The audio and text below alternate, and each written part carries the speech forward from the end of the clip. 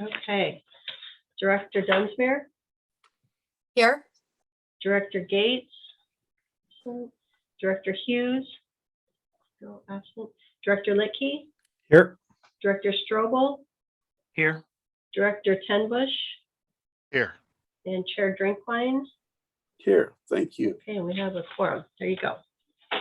Okay, and you said there was nobody in the holding, so I'm assuming for citizen group comment, there's nothing there, right? Correct. Okay. We'll move along to consent agenda. You all know and I've read the minutes. I'm figuring, so if somebody wants to make a motion, I move to approve the consent agenda. okay. Second. I have a first and second. All those in favor say aye. Aye. Aye. All those opposed? Okay, minutes are good. We are now at agency business. And the first thing we have out there is Broadway Revitalization Presentation, ACM for Melanie Wagner. Okay, thank you. I am excited to talk about this tonight. It was a great project. It was also a very stressful project, but I feel like we learned a lot from it. And so just to kind of give, this is in the packet as well, but just for the sake of getting it documented here, the Broadway Revitalization Project began taking shape actually in 2014 after being recommended and then partially designed through the Estacada Downtown and Riverside Area Plan, which was adopted in 2011. I think I might have a typo on here in a couple of places, but it was 2011. The funding was obtained through a revenue note for $1.9 million at 2.98% interest, which we pay an interest payment on, and then we pay interest. We make two payments a year. One is just interest and one is interest and principal. And that will be paid off in December 2029. So we're working our way there, that's how urban renewal is designed to work, where you can do a project and then pay it off with the tax increment that you collect along the way. And actually, if we could have done, Matt and I were talking today, if we could have done all the projects right up front, we could have done them for a lot less than we can do the projects now that we're looking at. But we didn't have the tax increment coming in order to be able to meet those financing requirements. So we've kind of had to do it a little bit along the way, let the downtown develop, which it really has, and let that tax increment grow, and so we can make more of a loan payment to finance these projects. So anyway, there was a significant amount of public outreach that happened for this. The construction, even though we started in 2014 with talking about it, and I guess it was the Urban Renewal Board, they gave a consensus to begin with the project in January of 2014. The construction actually took place January of 2015 through May of 2015. So it was just about 4 months, which sounds really short to me, but it was hard, very hard on the businesses. So something to really consider on other major projects like this. And we did a lot of public meetings. There was a public outreach committee that was put together, and I included some of the summary of the project, where it lists who was on that outreach committee, people from city staff, from the EDA, which is now the Downtown Estacada Commission. The Chamber of Commerce was involved, and then other people involved were Jane Reed was involved from the Arts Commission, and then a member of an owner of the Harvest Market was involved with that, and our engineer. We had meetings, pre-construction meetings throughout the year. And I will say that the Urban Renewal Board at the time really took it very seriously when they were making decisions about this, about things that seem really inconsequential, like whether there should be street trees or not street trees. A little more consequential, how wide should the sidewalks be, and how much space do we need for parking versus sidewalks, and then the driving lane. So they really gave a lot of thought to all of that. And nobody can see the future really, but I feel like they really tried hard to do the best they could get public input and make good decisions. I will say the project was very hard on the local businesses, but in the long run, the improvements have been great for downtown. There was a lot of pressure on the businesses, on the city staff, on the volunteers, and the city council, urban renewal board. I know there was a lot of pressure on them because it's a challenging process to just shut down such a vital area of your town. And so I guess what I kind of included at the end of my little comment here, staff comments, that the timing of any future project should be carefully considered, like what time of the year would it happen?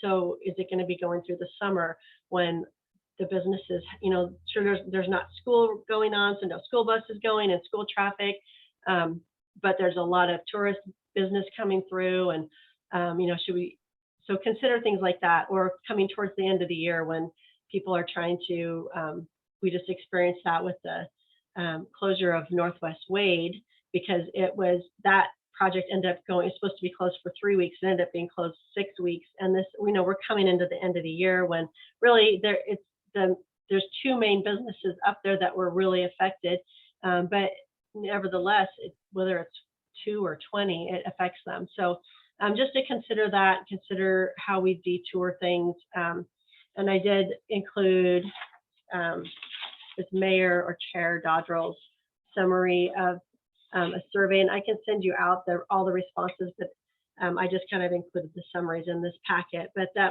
his comments were, after reading the survey of the businesses and the surveys of the staff, was that we need to under promise and over deliver was the first one, because we really thought in working with the Urban Renewal Board and with the designer, with Kurt McLeod, who was our engineer, we thought, we can do this a certain way. We can go block by block. We don't have to have the whole thing closed down at one time, or we can cut off the sidewalk so that there's still a good section of sidewalk along the building, so people will be able to get down the sidewalk. We made all these plans that we thought would be helpful.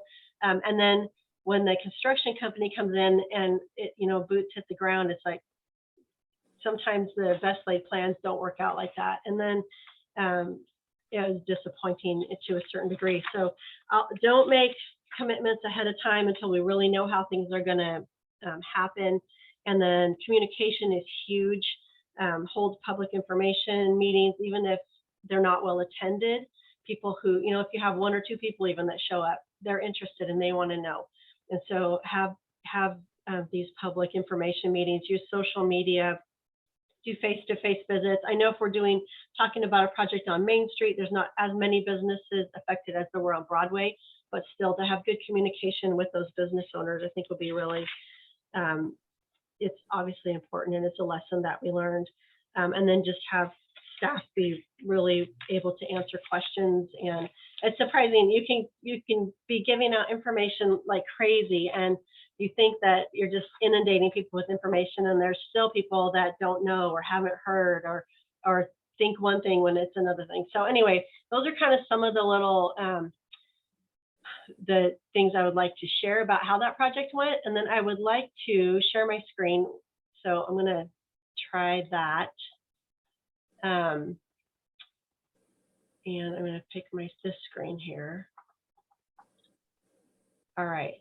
Can you see my PowerPoint? Mm-hmm. So, okay, I'm going to do from the beginning.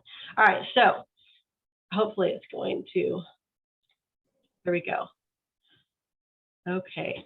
So I just wanted to show some pictures before and after, because I have a tendency to forget what it used to look like. And one time I was volunteering at the Best Damn Run downtown, and the runners were coming in and they were getting their medals, and there was snacks. We were serving snacks for them, and somebody ran through, and I just heard this comment. They said, "Wow, this is a lot more ghetto than I thought." And I thought, no, that's a terrible thing to say. But I guess when you get used to looking at something how it is, you don't realize. And it's pretty quaint. It was a cute little downtown. So this is just some before shots. This is one of our community planning meetings. that we held. This is actually in the Mason Jar store, or the Aradia, before it was converted into a restaurant. And so this was talking about the project, answering questions, getting feedback. Here's the downtown. You'll notice the overhead power, which is no longer overhead. And our teeny tiny little, the curbs were very shallow. And so there was areas, if we had a lot of water, the water would go over the sidewalk and get into some of the businesses, which was a problem. Also, because the road sloped to the curb, when you get out of your car and go to get on the curb, then you have to step over a puddle. So that has all been changed. There's just some more, just looking a little old. This is showing you the trees and again, the overhead power. Lovely trees and sidewalks. And we had some benches. It was, I mean, I can't say much bad about it. It was very quaint, and I know people enjoyed it, but it was in some disrepair. Sidewalks were not fantastic. It was a little road going through a little town. And so here we go. We're going to go into some during construction, which looks like a war zone for a little while. You can see the sidewalks on the edges. Those are still, that was at the point we were still trying to leave the sidewalks there. If we eventually, they took those out and they put plywood boards down so that people could still access the front of the shops, but it was not ideal. It was painful. Here's another one. I think Lauren Nibby might have taken these photos because I don't think I got out there with all this stuff. But yeah, it's pretty amazing. And then we've got after, which you spend time down there now, and it's phenomenal. And then with the work that's been done on the other buildings and kind of revitalizing the other buildings downtown, that's been helpful. This picture I think I took this picture. It reminds me of when they opened the street. I swear within 10 minutes, it was full. People just wanted to get onto Broadway. They were so excited to be out there again. And I might not have taken this picture, but it does remind me of when it had just opened. And here we go with the nice sidewalks. Again, it's still quaint. I think there was a lot of nice touches that were done.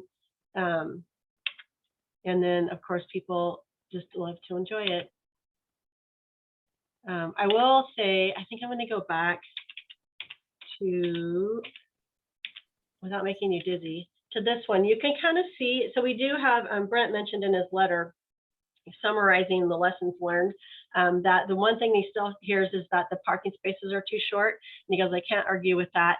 But I will say it makes a difference. If it was all asphalt, I don't think we'd notice it as much, but because the parking spaces are pavers, and then the gutter, rather than being up at the curb, is behind the car.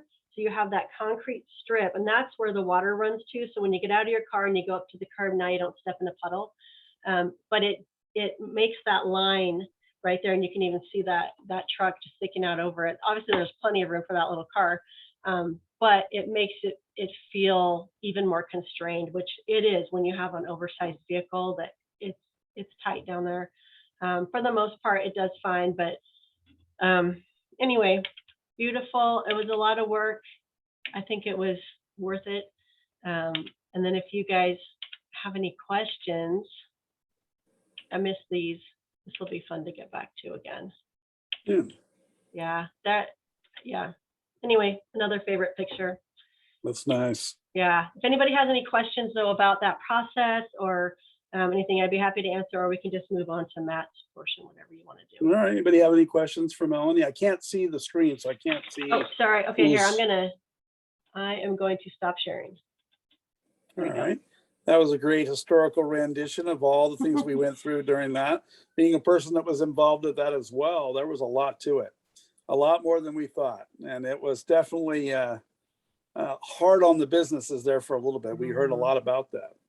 But I think, like you said, when it's all said and done, that was a very beautiful downtown. And there's no argument there, I don't think. So any questions for Melanie before we move on? No? All right. right. Thank you, Melanie. That was a great depiction. I loved it. It really Thank you. says a lot. So thank you. Good. Now we have staff presentation from Matt Lorenzen. Okay. Matt, do you have that share screen button? Yes, I do. Okay, I'm gonna let you do that yourself then. Okay. Yeah, first, just hats off, I guess, to staff during that project. That project predates my tenure with the city, and I know that it didn't go perfectly and that there's areas for improvement, and there probably will be when Main Street is done as well. You know, it's hard to always see the end from the beginning, but I can say that when I attend different Main Street conferences and other economic development meetings, I frequently hear about how fantastic Broadway looks and how it's the envy of many small towns throughout the state. So a great project, not without imperfections, of course.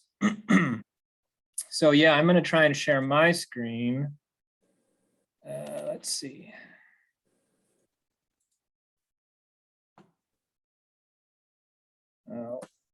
Maybe. Is that showing up for you or no? Yeah. Okay, sorry, 1 second. Let's see here.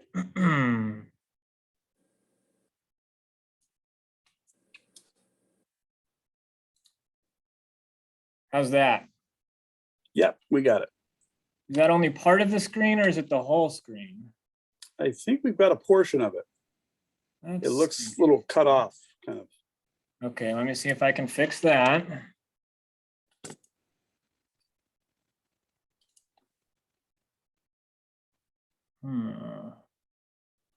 Let's try. Nope. There you go. Okay. Just briefly, I think we saw the whole slide and then it went to, but maybe it was your screen, not the. Well, since I'm not, If you go to slideshow and hit play, does Yeah, that work? I did. How's that? There you go. That looks Yep, okay. that Mhm. works. That's the full Yep. screen? Yep. Yeah. Okay, excellent. I can't see anyone, but I have faith that you're there. So, yeah, last meeting, and I said this in the staff report, this group had asked me to provide a little bit more context for the question that was being asked. And that question was, of course, shall we proceed with the Main Street streetscape project? And so Melanie has provided some historical context as far as the Broadway project goes. I'm going to try and put the Main Street project within the context of our plans, urban renewal finances as we move toward the sunset of the urban renewal district, and just how we get there from today, and the projects that still sort of remain on the docket. So last meeting talked for a second about this, but we'll just highlight again that there's some basic adopted documents of the city that guide what we're doing with urban renewal. It's not just all the whims of Matt Lorenzen. So we have, of course, the 2007 original plan document. It's pretty broad document as far as outlining basic categories for how money can be spent. The 2011 EDRAP, or Downtown and Riverside Area Plan, gave greater clarity to the types of projects that could fit into those categories. And that project was developed by a very talented team of professionals with a lot of public input. Again, it predates me, but that document does a pretty good job of explaining kind of how it came to be in the early sections of the document. It talks about projects. It also talks about other strategies for revitalizing downtown besides urban renewal. So it dealt with land use and zoning. overall design standards, code modifications, et cetera. And those things have been implemented for the most part. It's just these projects that remain sort of outstanding. Tonight, I'll just focus on the 2015 strategic plan and the 2019 finance plan. So gosh, all these plans, 4, but they each have their role and they all kind of build upon one another. The 2015 strategic plan, as it says here, really acknowledges the finite nature of the funding that we have and therefore develops a set of criteria in order to identify project priorities. And then the 2019 finance plan really became necessary as we see, within a decade, the sunset of the district and being able to prepare for that and make sure not only that we don't overspend, but also you don't want to underspend either, right? You want to be able to use your full maximum indebtedness, which is a concept we talked a little bit about last meeting. So the 2015 strategic plan, there were 2 public workshops. Again, as I mentioned, it identified criteria that would help prioritize projects and identify which should be moved sort of to the front of the list, top of the list. Those criteria are shown to the left here. So which type of projects in that EDRAP document would increase the tax increment revenue sort of immediately or in the near term anyway? Which types of projects had evidence that we could partner and leverage private investment and not just utilize public funds, but also have sort of co-investment? And then finally, which projects would attract residents and visitors to sort of activate and spend more time in the downtown area? So the outcome of that document was 5 priority projects, and you see them there. I guess I don't have to read them to you, but as I see it, they kind of fit into 2 categories. One, you got the riverfront improvements, and then these 4 are sort of funding grant and loan programs that would help to kickstart this concept of co-investment, making a grant, but making sure it's a matching grant. So as far as these 2015 projects go, as we talked a little bit about last meeting, the Riverfront Improvement Project is in process, and these grant programs were originally developed as 4 programs, just as the 2015 plan called for. A couple of years ago, we consolidated them into 2 more streamlined programs that just make it easier for both staff and the applicant to identify an eligible project and move it forward. So since those 2015 projects are essentially complete or in process, then the question is, well, what's next? So according to the Urban Renewal Plan of 2007, we're authorized to do any of these things that you see on the screen here. Of course, there's more detail that go underneath to explain what each of these mean in terms of eligibility. But these are the basic categories. So central business district streetscape improvements, that originally was Broadway, Main, and 2nd Avenue. Highway 224 gateway improvements. You see public parking. We do have the new triangle out on the highway. That actually was done without urban renewal funding, but it would have been eligible under the plan. Area-wide paving improvements, water system improvements, sewer system improvements. So these are all things that are eligible and that we could use funding for. But we've zeroed in on Main. I didn't mention this in the staff. Well, no, did I? Yes, I did put it in the staff report, but not in this PowerPoint presentation. The reason for zeroing in on Main is basically, number one, it's been identified repeatedly in these documents, these adopted documents of the city, but it was also a fiscal year 22 goal of the city council to start taking steps toward completing the Main Street project. So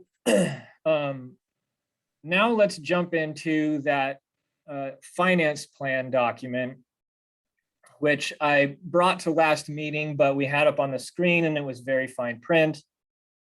And frankly, a fairly complicated Excel document. I didn't create it myself. We did that in close coordination with an urban renewal consultant. But Melanie and I did give input and inform what numbers were plugged into this spreadsheet. So I want to kind of walk through those, beginning with the assumptions section. So the financial planning document has basically three sections: an assumptions section here, which kind of outlines what projects we anticipate completing, how they fit into the timeline. You see the fiscal years noted across the top. And then we'll get there in just a moment, but we have the other sections, which is the operating fund and the tax increment fund. And those two sections are sort of informed by what we put into this assumptions section of the workbook. So I just want to highlight a few things on here. And if anyone is needing to ask questions along the way, you're going to have to yell at me because, again, I can't see you. So please do that if you need to. So this area that's circled or whatever, there's a green box going around it. You can see to the left that this is the anticipated expenditures for grants, our grant programs. And for fiscal year 19 and 20, we did not spend as much as what's shown on this screen. And we're working with the same consultant, Melanie and I, right now to be able to update some of these assumptions to get more real-time data for fiscal year 22, which we're in now. We can do some of the updates ourselves, but the workbook is quite complicated. It has something like 12 tabs, and it's, you know, you break one formula and the whole workbook breaks. And for those of you who've worked in complex spreadsheets, you kind of know what I mean. But at any rate, I just want to note here that here we are in fiscal year 22. You notice this large line item here of 350. So normally we would have 100 in this line item, as you see in the other years. It's at 350 this fiscal year because of Heath Stallcup's project on Main Street, which they've been working hard on. If you haven't seen it lately, go by. They've framed it up and have sheathing on it, and it's starting to take shape. So we have 100,000 set aside for sort of regular applications, but we've already accounted for the 250 that would go towards Heath's project. We won't pay that out this fiscal year, but because the work is being completed this fiscal year, it comes out of this fiscal year in terms of this document and when we do our accounting as well. So there's essentially, on top of Heath's project, $120,000 additional available this fiscal year, as well as future fiscal years through 26. The other item you see here is this $2 million Main Street improvement project. So again, this is just an assumption that's getting baked in and informing the other sections we'll get to in just a moment. And then finally, this other number, 537,000 and change. This is a very obscure number, and I'll explain maybe why we get to that number in a second, but basically it's just what's left over. So we do our projects, we service our debt, and as we get close to sunset, it's the remaining amount that's left to be spent. So now we're moving to the tax increment fund. So think of this as basically just expenditures and revenues kind of in real time. This spreadsheet workbook is powerful in that you can account for inflation, and that probably would have been more helpful to us 15 years ago or 10 years ago. It's less helpful today because we're working with the money that we have, and we were just talking about this today. If we've got a $2 million budget and we put off this project for 3 more years, we're probably not going to then spend 2.3 or 2.4 on it, because that's what inflation now makes it cost. We're probably still going to be working within our $2 million budget. So we've kind of turned off the inflation adjustment function for now. That's kind of a side note, but here you can see our revenues in green, circled in green. This is one of the areas that we need to update. When this workbook was created, these were forecasts, but we can now plug in real-time data or actual data from fiscal year 19 all the way through this current fiscal year that we're in. And that's going to sort of cascade through the workbook. It doesn't change anything remarkably, but it at least help us fine tune with greater accuracy as we approach sunset to know exactly how much maximum indebtedness we have left to incur before we have to wind down the district. The other thing on this section of the workbook I want to note is just this anticipated 2022 loan. This is just showing the debt service, so it doesn't show the full $2 million bogey, but it does show how much debt service we're committing each fiscal year. Debt service coverage ratio. I'm not a finance person, but basically the way to think of debt service coverage ratio in simple terms is making sure that you have enough cash on hand, not only to service your debt, but to also have some left over as sort of a safety net. And this workbook also helps us account for that debt service coverage ratio to make sure that we not only have sufficient revenue to cover our debt obligations, but that we also have sufficient in reserve each year to, number one, just be good stewards of money and not take risks we shouldn't be, but also to just remain eligible for financing. Many times, a loan, not only the underwriting process, but then even when you're in the period where you're servicing the debt, they want you to maintain a certain debt service coverage ratio, and that protects them and their risks as lenders.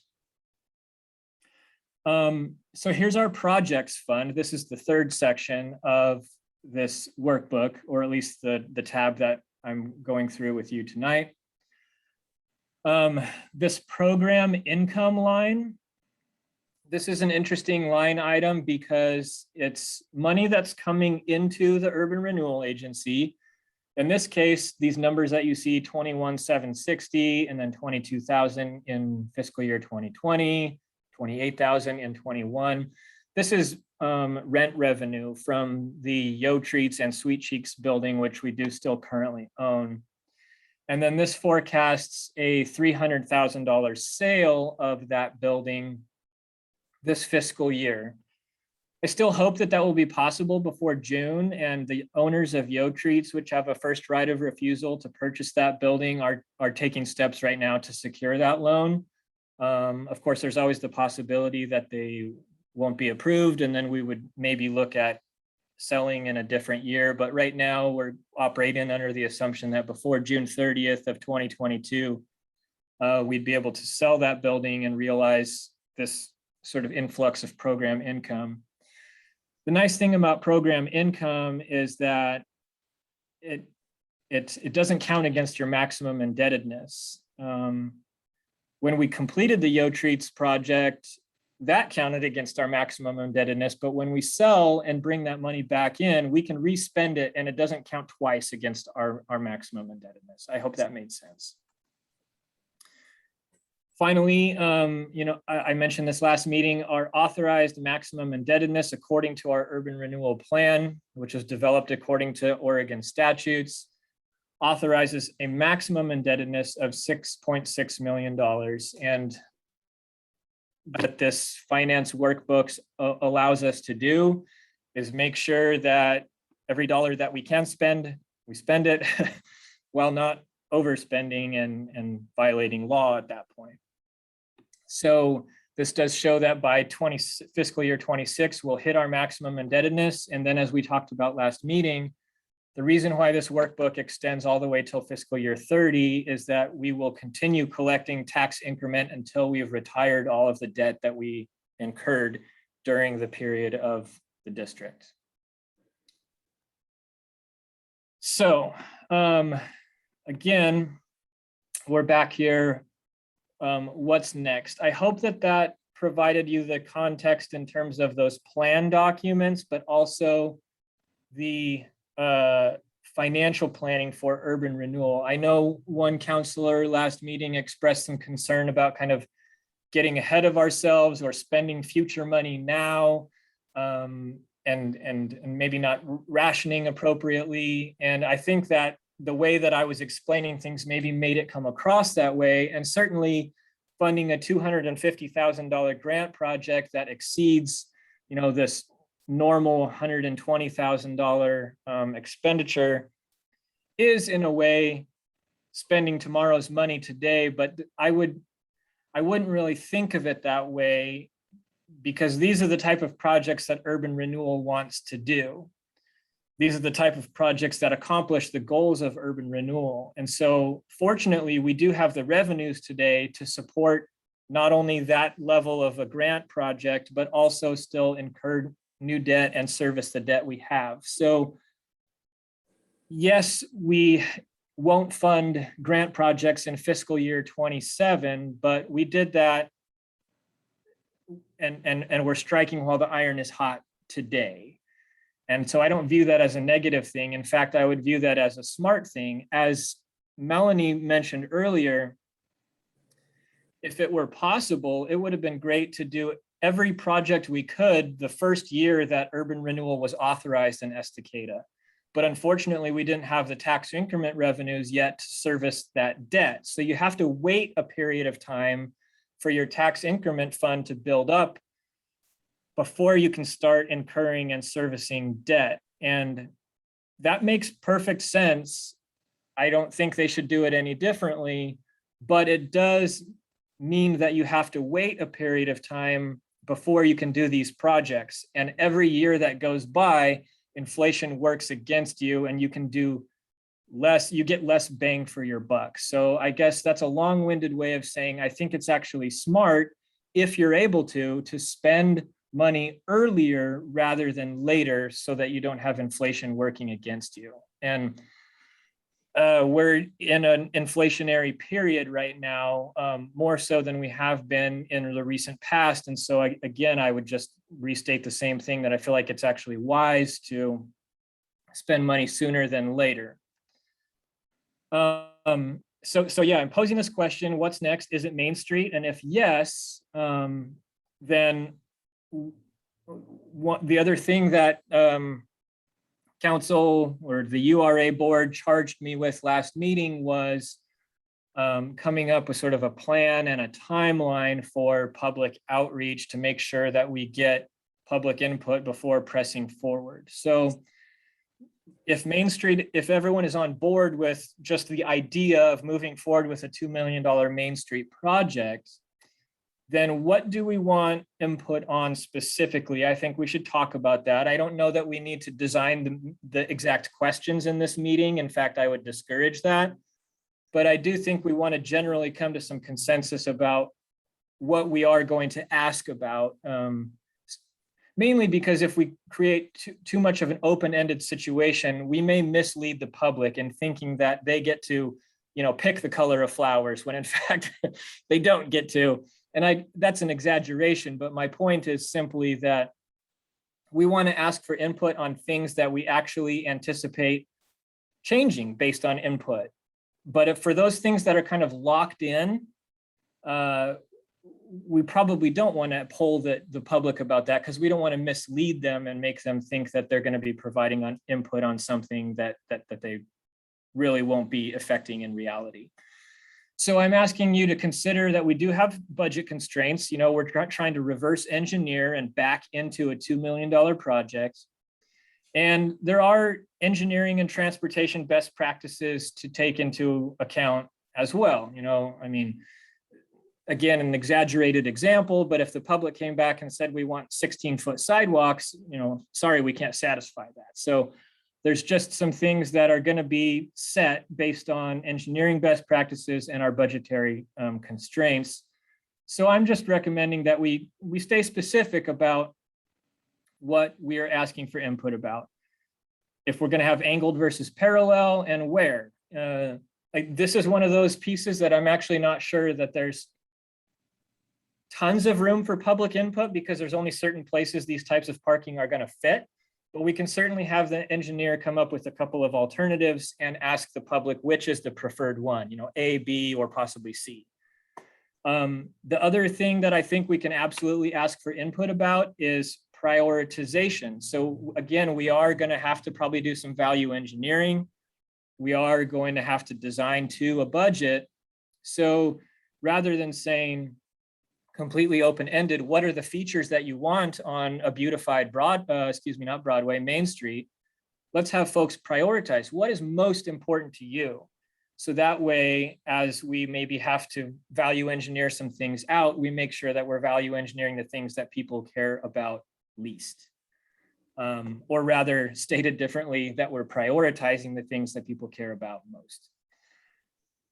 This is making the assumption that there are certain things that we have to have, new asphalt and sidewalks where it's needed. I think asphalt, that's probably everywhere. Sidewalks, that's not everywhere.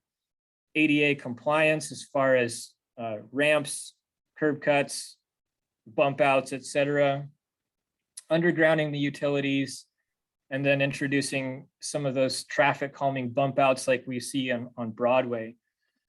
The other reason why I think the opportunity for input is a little bit limited and not totally open-ended is that we have this template on Broadway. And I think to the extent we can, it's a good idea to sort of echo that sort of same design, aesthetic, and feel on Main Street. And so there again, it just, I think, puts a little bit of limitation. We don't have to place that limitation, I guess, but I feel like so much work was put into the design of Broadway. It's both efficient, cost-effective, and I think from a design standpoint, smart to just echo that same look and feel on Main Street to the extent that we can do it affordably. So this is the current concept. It's, again, just a concept. Even the measurements, if you can make any of them out, they're a little fuzzy. These are all subject to adjustment, but these are just kind of giving you a feel for what it would look and feel like, from the bird's eye view. So I guess I'll just point out a couple of things. You see angled parking introduced near where McCrae Motel is and Clackamas River Growlers, as well as closer to that end building, which I guess used to be the Book Nook before I was around. And then parallel parking everywhere else with pavers like we have on Broadway. This is one of those items that may get value engineered out. We'll have to see. But right now we're again using that same design aesthetic from Broadway and bringing it to Main, and then the bus stop remaining in front of City Hall where it currently is today. You can see the bump outs on the corners and these circles at the intersections that just tie it all together with Broadway. So what I would propose as a timeline would be to, I guess basically now through January, continue our application for financing with Business Oregon. The rate that we've been sort of tentatively offered right now, subject to a little bit of market fluctuation, is about 2 3/4%. So slightly better rate than what we got on Broadway. The other area where I think we're going to save a lot versus Broadway is we used, I believe, bond financing for Broadway, which has a lot of origination fees in the form of attorneys and all sorts of stuff that frankly I don't quite understand. But with Business Oregon, it's a much more streamlined process. They do all of their underwriting in-house, and there's just a lot more a lot less front-end origination expense. early next year, holding a public open house as well as circulating an online survey so that people can either do what's most comfortable for them, sit at home at the computer, or come and express their feelings in person at an open house. Then February-ish, refine that concept. That would be the engineer doing that work based on the public input, adding in those or removing those optional items, those priority items, however that ends up shaking out. And then through the spring, taking those drawings and getting to a set of that we can take out to bid. Hopefully by May, be awarding that project, and then throughout the summer construct. And I initially pushed back with our engineer and said, why would we construct in the summertime? You know, it's our business's most, that's when they earn most of their revenues. And he said, unfortunately, if we construct into the fall or winter, it's just a complete mess. And, you know, the temperatures that you need in order to pave and pour concrete and do these types of things become a lot more sensitive and prone to, you know, defect. So he said, I understand what you're saying, but the reality is it's just best to construct in the summertime. So hopefully we could construct in the late summer in order to let the businesses enjoy an early summer of revenue. I've added an asterisk here based on what we learned last time around, that communication needs to be more frequent and of a higher quality. Signage needs to be better. There's just, I think we've got a good overview from Brent Dodrell's summary document to know what we can do better, but just absolutely communicating at every step of the way here. Hey, Matt, Yes. how would this project affect that, the Procop building project that we talked about last meeting? How the stuff that he wasn't gonna do if he didn't get the grant compared to the stuff that he would do if he got the grant? How would this project affect that building, that project? It's tough to know because the level of drawings we've seen for that project are so conceptual right now. And the numbers that we've seen likewise are very conceptual. You know, he had filled out that application by trade, which is great. That's what we need. But with all politeness toward Mr. Kerr, the applicant, there's no contractor that can bid with any degree of accuracy their trade on that building with a sketched drawing like they have. And that's all that they have right now, to my knowledge. That's all they've submitted to the city.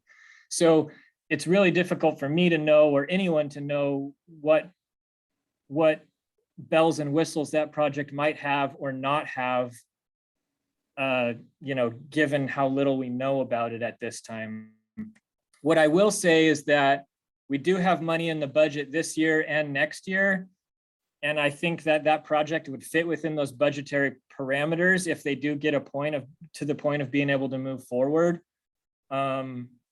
So it fits into our financial planning. It may be perhaps the only grant that's funded that year.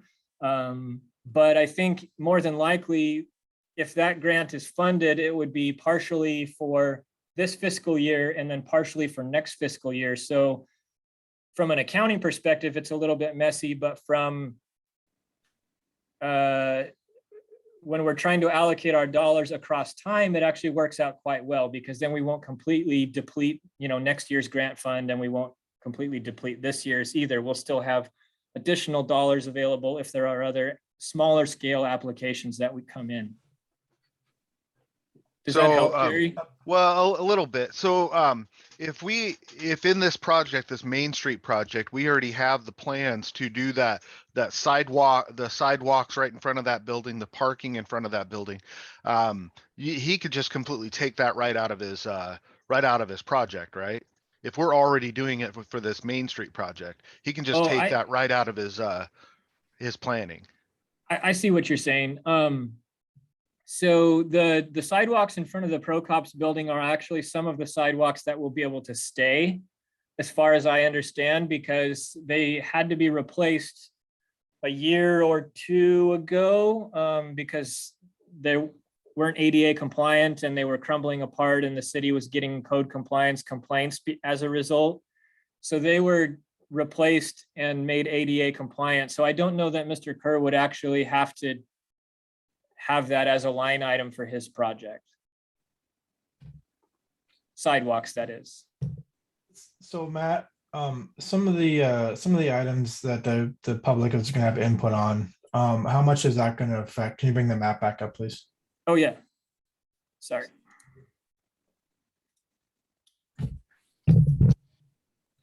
So how much of the input from what you've currently kind of got shown here is when we get this, the community input, what's the big things we can change? Because we're talking about bump outs changing, we're talking about layouts and designs for sidewalks.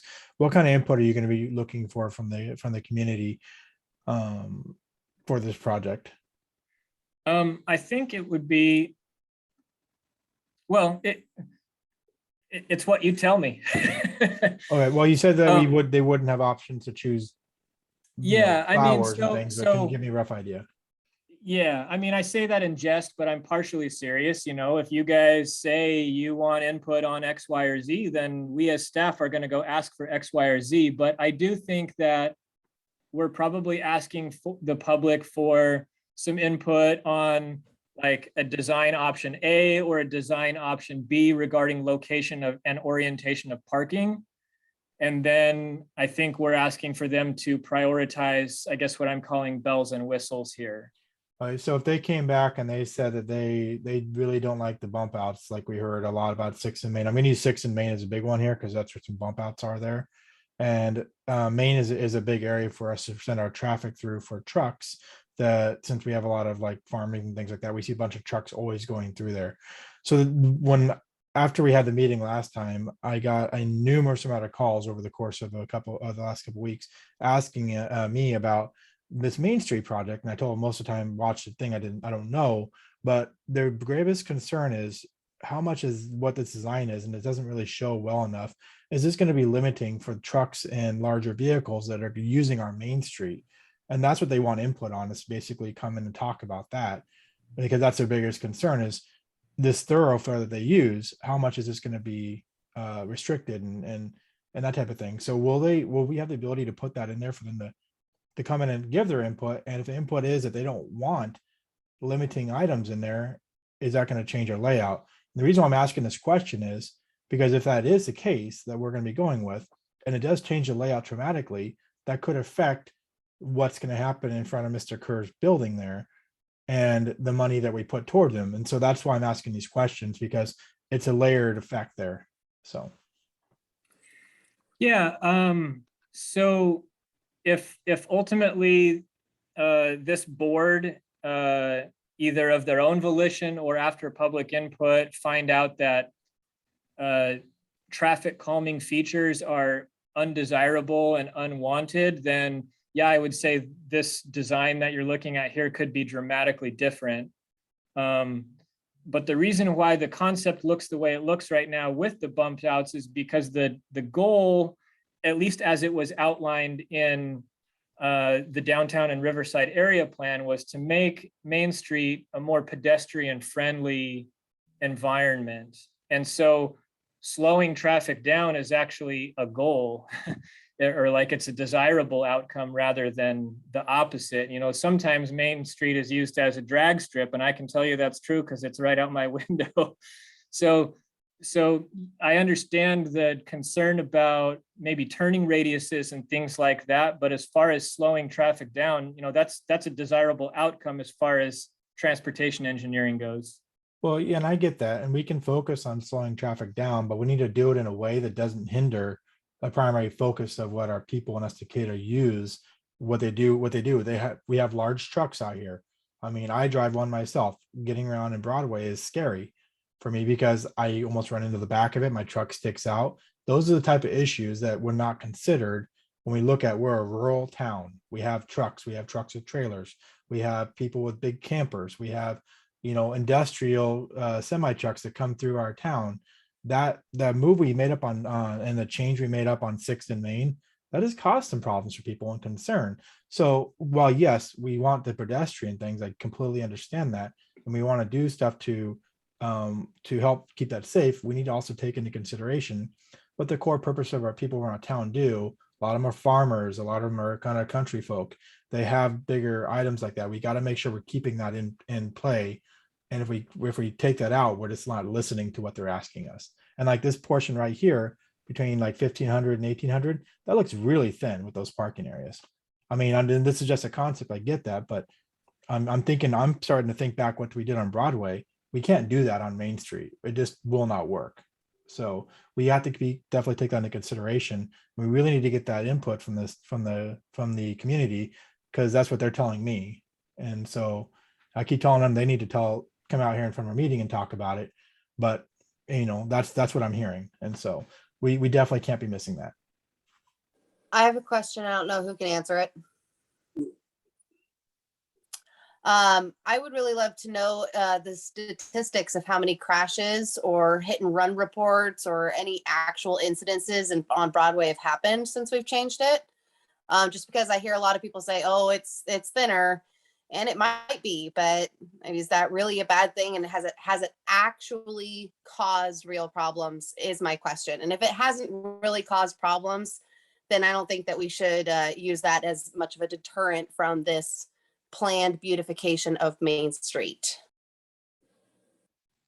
I think, Joel, that we can definitely have input on the travel lane width is really what we want to look at. And then what's left over, after we get a substantial travel lane width, then we can decide how does parking fit then.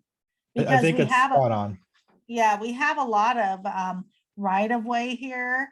So so the travel lane is what we want to focus on, I think, with, especially if we work up a couple of like an A, B, and a C, to be sure and show those travel lanes with how that parking fits.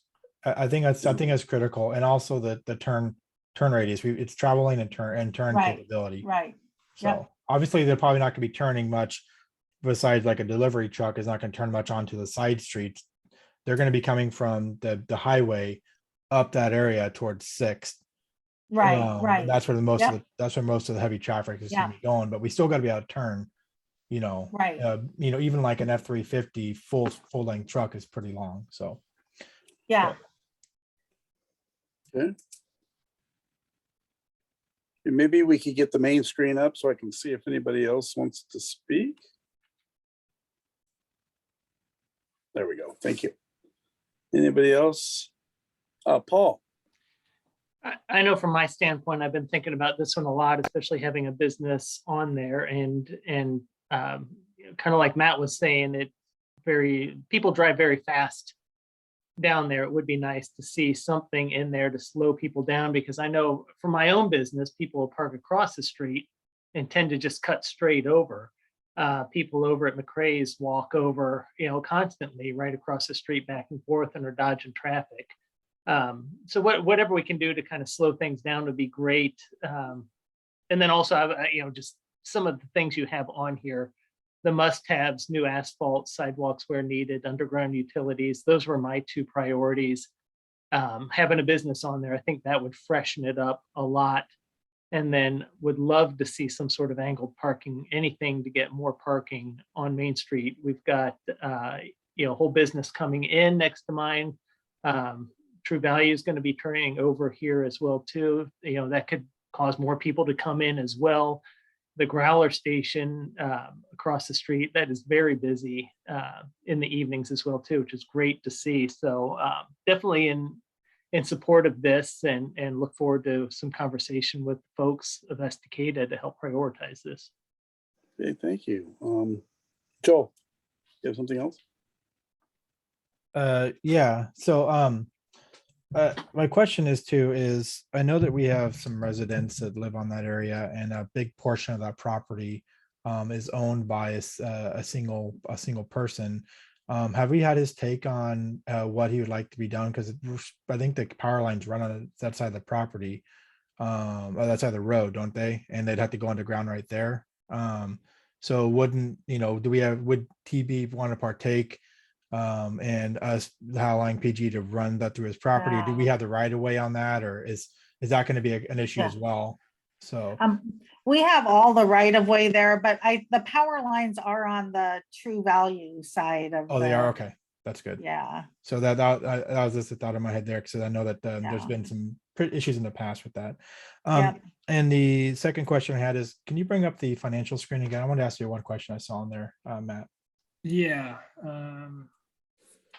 Which slide do you know?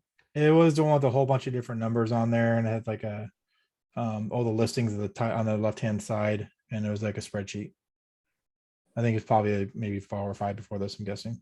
I could probably find it in the packet and tell you. I think it's in there.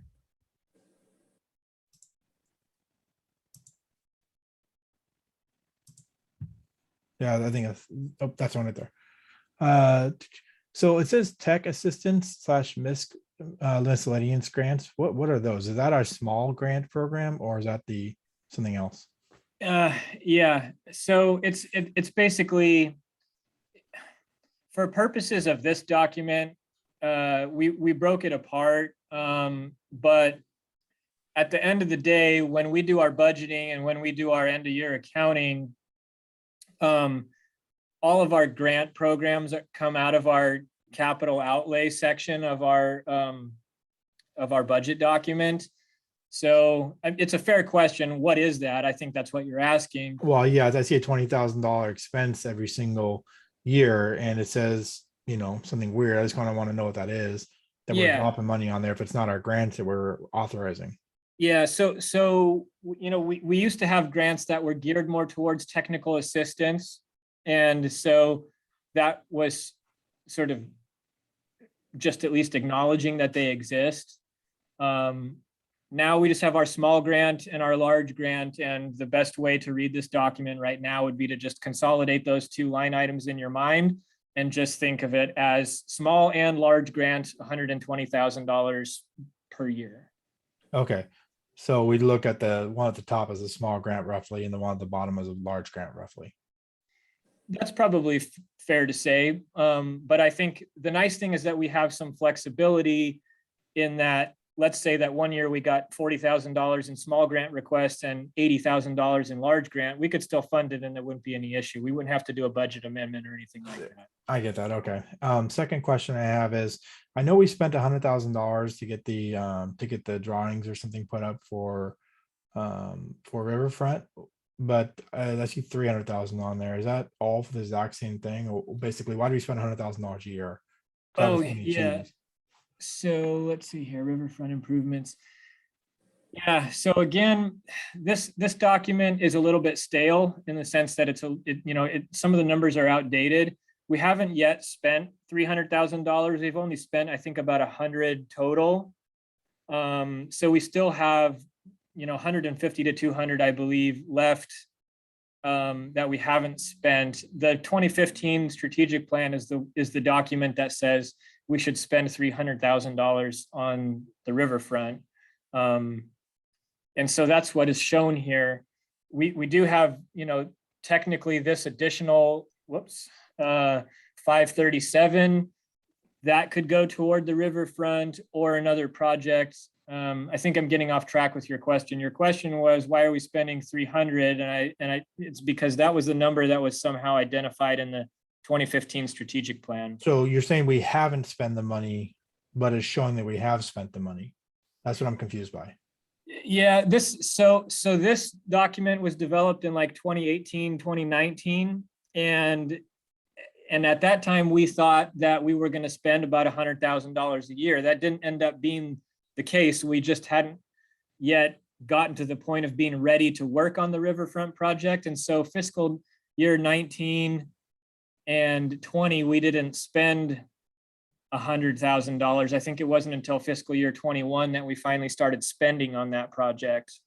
So we still plan on spending 300, but we've only spent about 100 of it so far in towards design and permitting.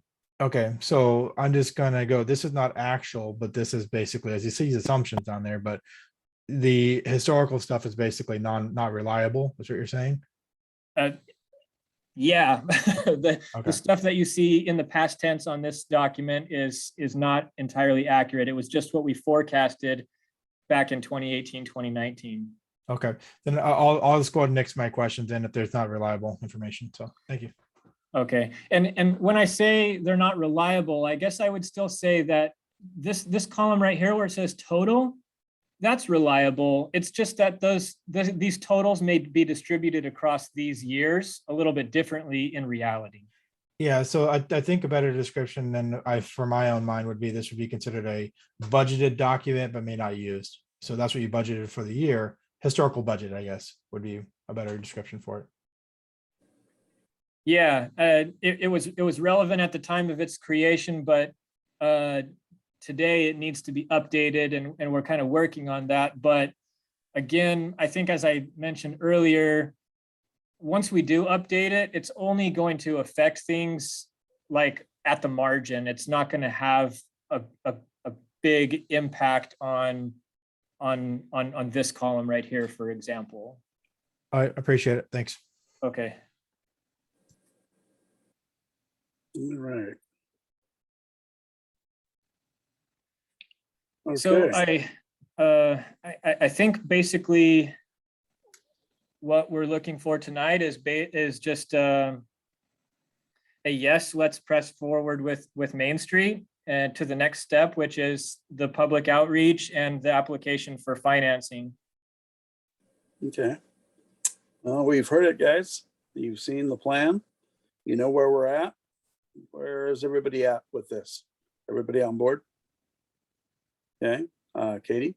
All right, Charity, how do you feel? Good? All right, and Joel? Just a quick question. So we move forward with Main Street, but we haven't talked about the 400 project yet. Those are two separate things. Sorry, which project? The 400 Main Street, that's a separate project. That's not part of what you're saying. I just want to clarify that, right? Yeah, it's not on the agenda tonight, and I have good. not communicated with the applicant since our last meeting. He's kind of gone a little silent, so there's no real update there. The only thing I'll say is just repeating what I mentioned earlier. I believe a potential grant request from Mr. Kerr would fit within our financial planning. Yep, I just wanted to clarify that wasn't part of what we're moving forward on tonight. So thanks. Okay. Great, so I think, Matt, that we're all on board with moving forward on this.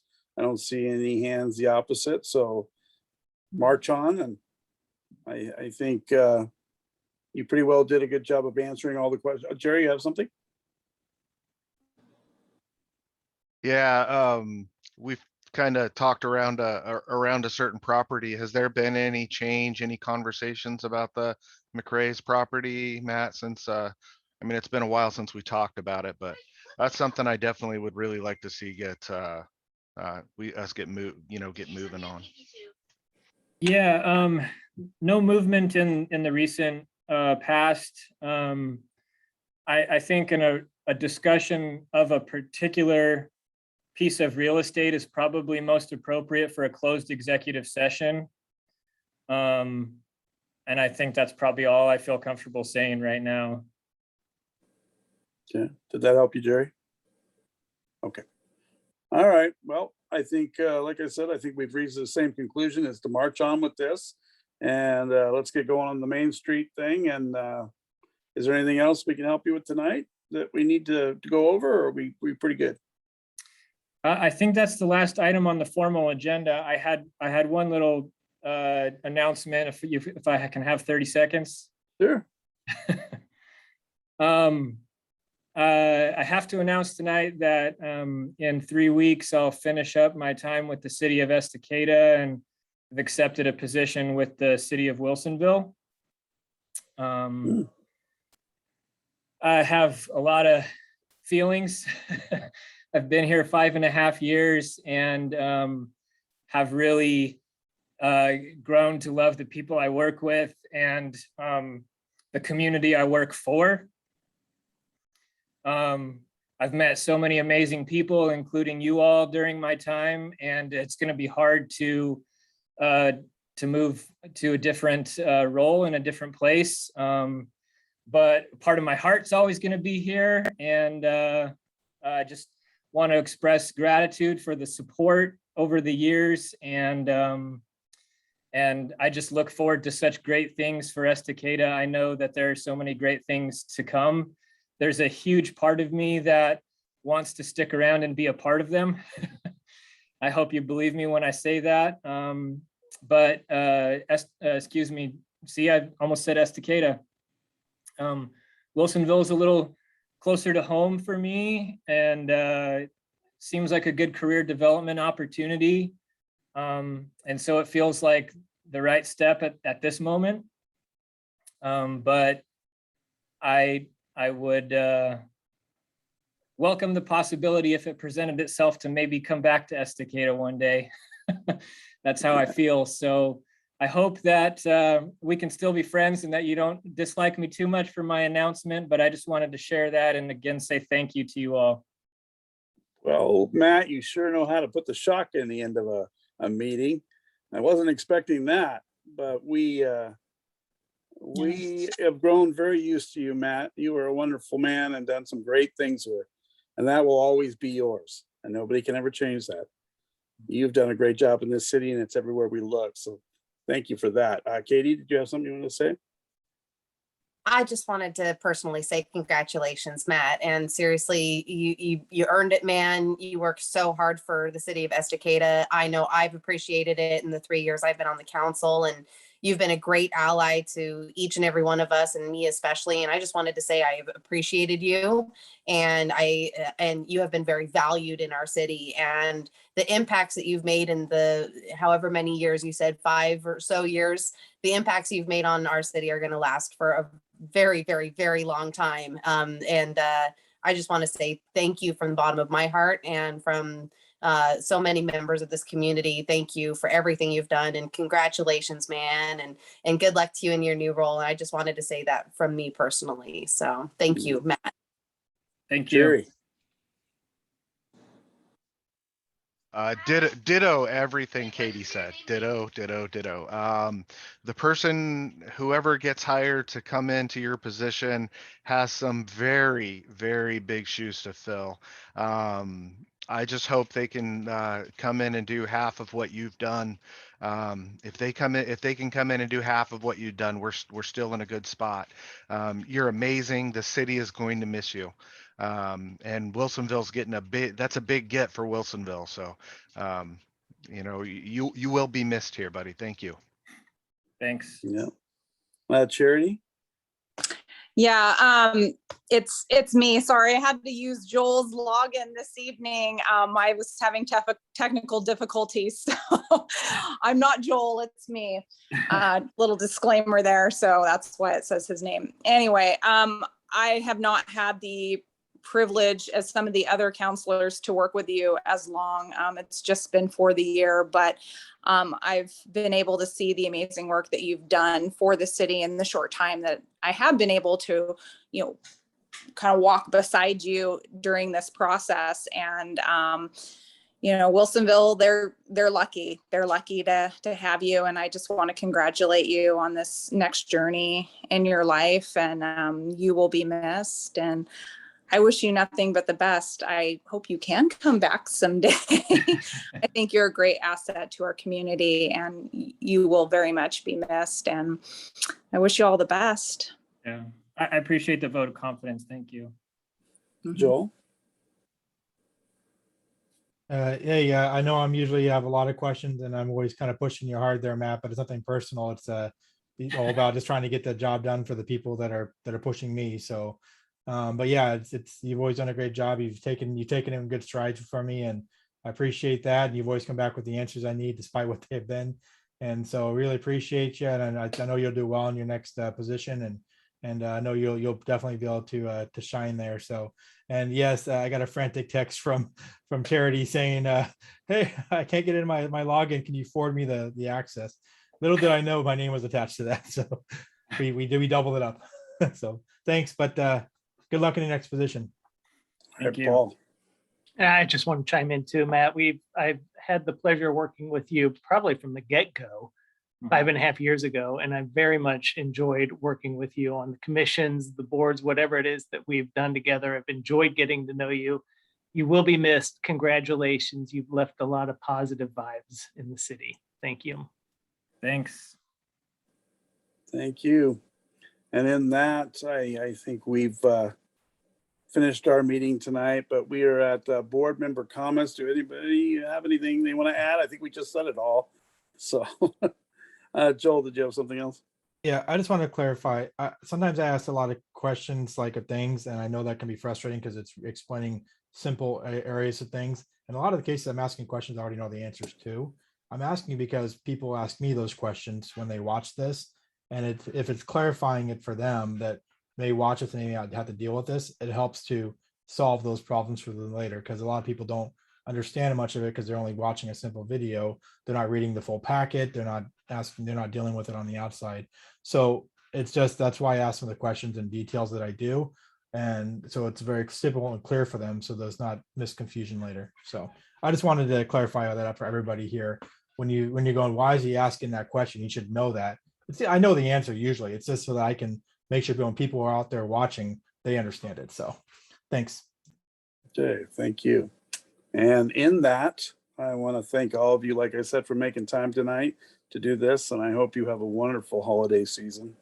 And if any of you need anything, I'm there for you. And Matt, you are truly missed, my friend. And I have been with you from the beginning. And I've seen you do amazing things. And you do have quite the little card to show going over to Wilsonville. They're getting a great person. So you do what you need to do in life, Matt, but we'll always remember what you've done for us. Appreciate your support. You bet. Okay, in that, this meeting is adjourned. Good night. Thank you, guys.